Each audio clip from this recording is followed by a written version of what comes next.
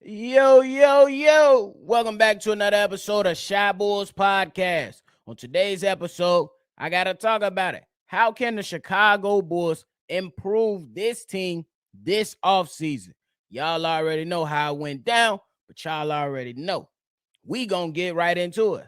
But you know you got to hear the music first.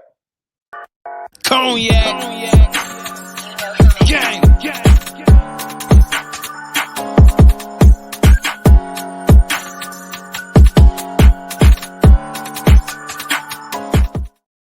Shy Bulls Podcast with the Cognac Boys. I'm Cognac Boy Bobby, holding it down on another episode for me and my co-host C-Dub. If you like what you're listening to today, hit the like button and subscribe to the channel. We already know, ladies and gentlemen, the Chicago Bulls, they had us on a roller coaster ride all season long. All season long. Many ups, a lot of downs. A lot of downs. It was tough, man. We had some. I thought honestly, I thought we was gonna have that opportunity to get into the play-in. To get into the playoffs, but unfortunately, the season ended in the loss in the closing minutes against the Miami Heat, who have just shown that the Miami Heat deserve to be in the playoffs after they just took down the Milwaukee Bucks, the number 1 seed. I don't know if the Chicago Bulls would have been able to do that. I think the chances are that they wouldn't have been able to do that. But the Heat, kudos to them. They beat us and they just took down the Bucks. So it's clear that they deserve to be there. But this ain't about the Heat. This is about the Chicago Bulls. Now, the Chicago Bulls, we ended our season 40-42 in the 10th seed. And honestly, it was a huge disappointment after being sold on what we could be or what we should have been. But it is what it is. Now we move on to just watching the playoffs, watching other teams move on and get dropped out and improve or find some success. And for us, we failed. That's just what it really was for us.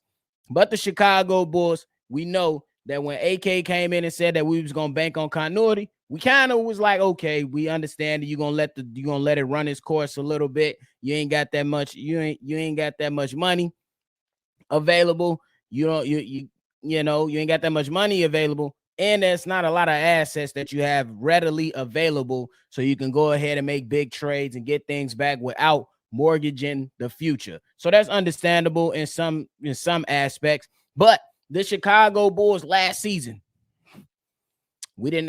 after when we consider the defensive rating being number 5, you be like, okay, cool, that's pretty damn good.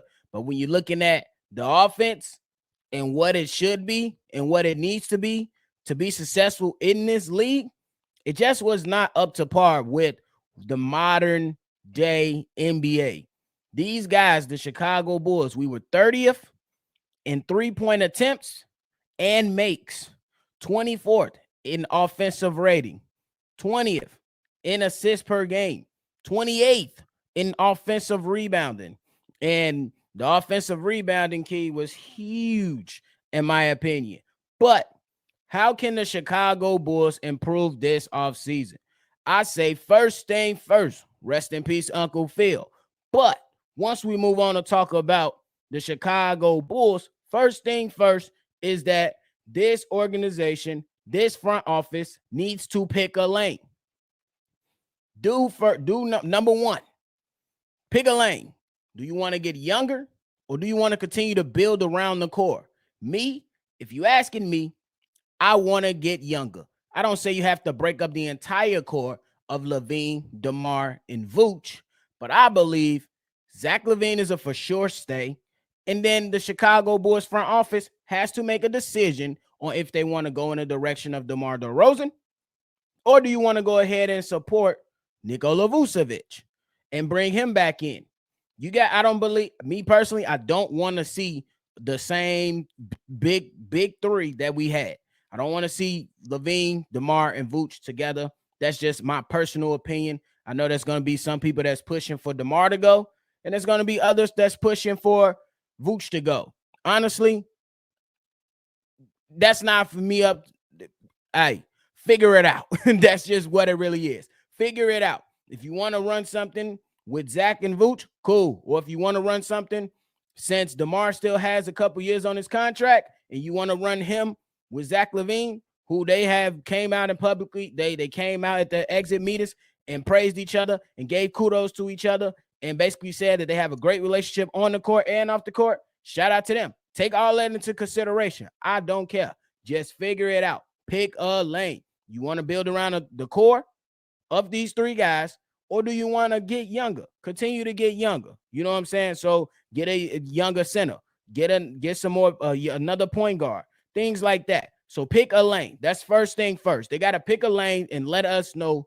They don't have to let us know, but we have to see what direction will the Chicago Bulls be moving into. The next thing on what the hell the Chicago Bulls need to do is address three-point shooting. Y'all just heard the numbers. 30th in three-point attempts and makes. Now I know somebody gonna be like, well, we did shoot like 36% from the three-point line. That's cool. The percentage is fine. You know what I'm saying? I believe 36% is what an average three-point shooter, shoots in the game. But as a team, the team was average. 36%. Not terrible, but it was mid. We just gonna call it what it is. So you got to address the three-point shooting.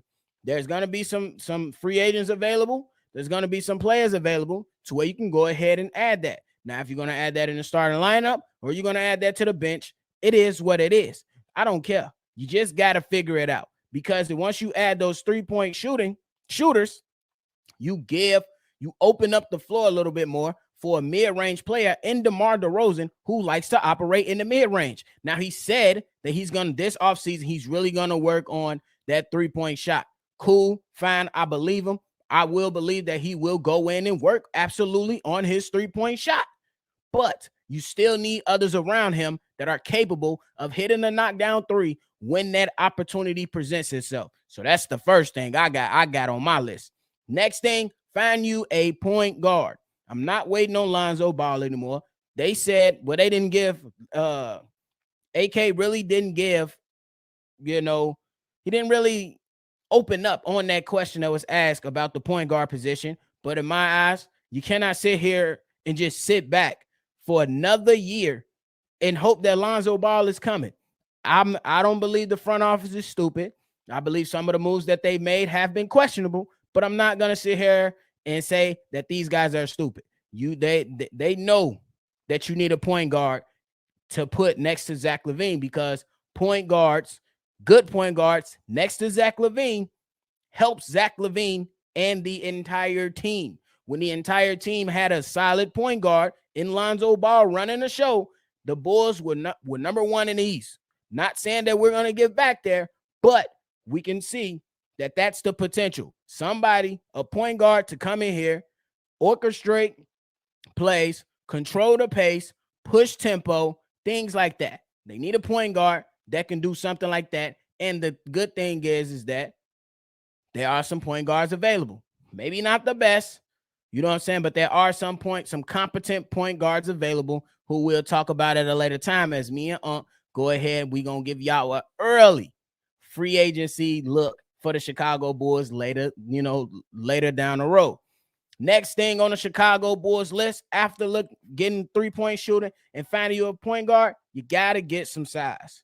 I understand Billy Donovan likes to play small ball, but you can't play small ball all the damn time. So you need size. The Chicago Bulls was 28th in offensive rebounding for a reason. You know what I'm saying? Nikola Vucevic is a big guy, and double doubles. You know what I'm saying? He gonna get you double doubles. But when he came off the floor and Billy Donovan early in the season refused to play Andre Drummond, we struggled. And even in those moments when Andre Drummond still played, Billy Donovan still elected to go small ball. So in that case, if you want to go to play small ball, you can get some size. 6'8", 6'9" guys. You know what I'm saying? 6'7". Get some more size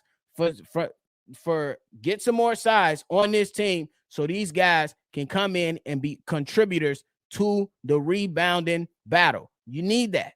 Rebounders are key, especially down the road and in the playoffs. We just seen teams that are struggle in the playoffs when it comes to rebounding and how badly it affects them. Look at the Sacramento Kings. They've been battling with the Golden State Warriors, But what they have struggled with is rebounding. All those second chance opportunities that they've given up to a championship team like the Golden State Warriors has hurt them. They're letting Kevon Looney give them upwards of 20 rebounds in certain games. You cannot allow that. You cannot allow that. Hence why the Sacramento Kings are now on the brink of being eliminated later today. You need size to go ahead and help because rebounding is key, especially in playoff matchups. Next on the list for me, we got to redo the bench. There is going to be 8 players up for contract for the Chicago Bulls. I'm going to keep it up. Oh, bro, it's not going to be a lot of players who should be coming back. I respect a lot of them. I'm a fan favorite of a lot of them, but the Chicago Bulls got to retool that bench. I understand if you want to give Kobe White his contract, he rightfully deserves it. If you want to go ahead and get Ayo Dosunmu another shot, I'm willing to do that because he had one good season, one bad season. Let's see how he bounces back. After that, everybody else is up for consideration. You know what I'm saying? Everybody else should be on a chopping block. Everybody else should be, the front office should be taking a hard look at everybody else. Redo the bench. Get you some guys that can come in here that can be matchups for you. Get some defenders. You know what I'm saying? See if, hey, can I pull this guy off the bench to give us some defensive energy? Cool, bet. Can I pull this guy off the bench who can provide a scoring spark next to Kobe White if you're going to continue to run him off the bench? Cool, bet. Give me another guy that can be productive as a big behind the center spot, whoever that center may be, who can come in and give you solid minutes as a legit center and add something different. You know what I'm saying? Like, I like to think about how Boston does their thing with their centers. You got an older guy, you know what I'm saying, in Horford, who can space the floor, shoot the three, grab you a few rebounds here and there. And then their other center is the Energizer Bunny, the defensive presence, who can come out here, block shots, redirect shots, change shots, and give you energy, catch some lob dunks, things like that. We don't have to 100% emulate that, but let's get a nice built bench to help the Chicago Bulls be at least a playoff contender. I don't think some teams you can build a championship contender right away. I don't see that happening with the Chicago Bulls. So it's going to have to be steps to this. And that's just a few things that I mapped out for how the Chicago Bulls can improve this season. Number 1, pick a lane, figure it out. Go younger or build around a core. Number 2, address the three-point shooting. Number 3, find a point guard. Number 4, find some size. Number 5, redo the bench. You need more than what you got last year. You need more than what you got last year, and you cannot run this continuity test anymore. But hey, that's it for today. Y'all go ahead and let me know how y'all feeling about today's topics. So go ahead, hit the like button, comment below. Let's talk about it. Hey, and you already know it's the weekend, so I'm putting it out there. If you want to be a part of a mailbag episode, send the voicemails in at 773-242-9219, and we're going to get you right. Hey, it's another episode of Shy Boys Podcast, though. I'm Bobby. Y'all already know. I'm going to catch y'all on the next one.